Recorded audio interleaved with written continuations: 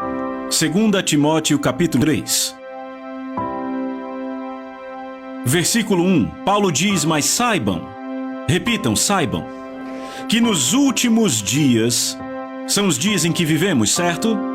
Tempos perigosos virão. Bem, a palavra perigosos aqui literalmente é difíceis, certo? Outra tradução, a Bíblia Viva diz, será muito difícil ser cristão nos últimos dias. Agora, olha aqui para mim. Eu olho para Paulo e olho para os nossos dias. E eu penso, ok, Paulo diz que nos meus dias vai ser difícil ser cristão. E eu fico, peraí. Você sabe o que aquele cara passou?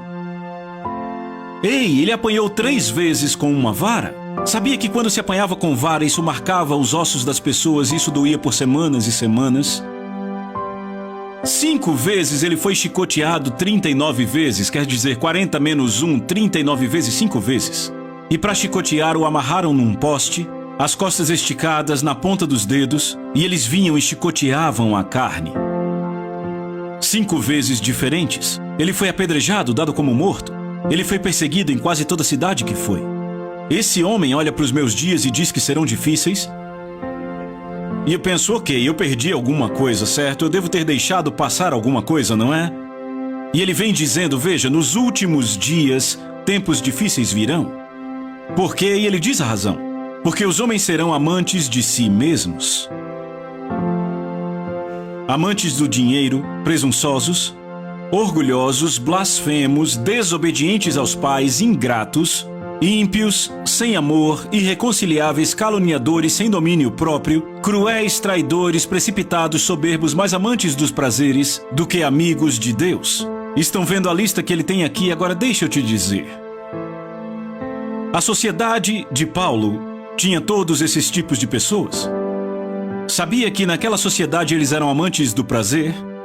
Eram cruéis, traidores, eram pessoas desobedientes aos pais. Então por que pegar a nossa geração, dizer que vai ser difícil e listar essas coisas? Por causa do verso 5, acompanhe.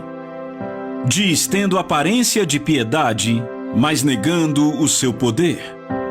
Agora deixa eu ler na versão amplificada, que diz, embora eles tenham uma forma de verdadeira religião ou piedade, eles negam e rejeitam e são estranhos ao poder disto. A conduta deles nega a genuinidade da sua confissão. Ou seja, as pessoas confessam que são crentes nascidas de novo, mas elas têm tudo da palavra, mas amam a si mesmas, ao dinheiro, aos prazeres, amam mais o mundo do que a Deus, são ingratas, impiedosas e por isso negam o poder. Que poder? O poder da graça que muda nossa natureza. A verdadeira graça de Deus, o verdadeiro poder de Deus muda nossa natureza e faz uma pessoa ingrata tornar-se grata, uma pessoa impiedosa tornar-se piedosa, desobediente tornar-se obediente, entendem? Quando alguém realmente encontra Jesus, a natureza muda. Eu já visitei prisões de segurança máxima e eu tenho visto o comportamento cristão mais em assassinos condenados pelo resto da vida do que tenho visto em muitas pessoas na igreja. E por que é assim? Porque houve uma genuína conversão na prisão. Enquanto houve uma oração do Clube dos Nascidos de Novo com aquela pessoa na igreja. Então, quando Paulo está falando dos últimos dias, ele quer dizer que haverá um engano descontrolado. E o engano é o seguinte, eu já fiz aquela oração, tá tudo bem? Eu tô com Jesus, eu sou cristão. Mas ainda assim, não oraram com o coração, não entregaram o coração. Não consideraram custo. Este é o engano. Eu levei muito tempo para fazer meus filhos entenderem. Eles iam para escolas cristãs e adolescentes fazendo sexo, usando drogas, fazendo tudo isso. Mas pai, o pai deles é diácono, mas pai, o pai deles é pastor, mas pai, o pai deles é isso. E eu disse, não importa o que o pai deles é, nem o que dizem que são, não importa se citam muito a Bíblia, pois a conhecem das aulas e da igreja. Qual o fruto deles? E eu continuei dizendo, olhem o fruto. Olhem o fruto, olhem o fruto. Então o que Paulo está dizendo aqui, falando dos últimos dias, é que teremos pessoas dizendo, eu sou crente, mas se você olhar para o fruto, não são crentes, pois não tiveram uma mudança real de natureza, são pessoas enganadas, e ele continua dizendo, versículo 10, Paulo diz, mas você, falando a Timóteo, seguiu cuidadosamente a minha doutrina, o meu ensino, repitam, ensino, modo de vida. Agora notem, ele diz seguiu o meu modo de vida, não diz seguiu a minha unção. Ele não diz você seguiu meus milagres. A principal coisa que nos qualifica é o caráter de Jesus. Por isso que o apóstolo João disse em 1 João 2, aquele que diz que está em Jesus deve andar como ele andou. Você vê o caráter de Jesus? Sabe, discutem comigo, mas eles nasceram de novo, dê uma chance a eles. Mas sabe, eu vou a essas prisões e vejo esses caras que foram salvos, e eu vejo genuína humildade e piedade nessas pessoas. Eu vejo tanta gente que nasceu de novo, por exemplo, a minha esposa, eu me orgulho muito de tê-la levado a Jesus.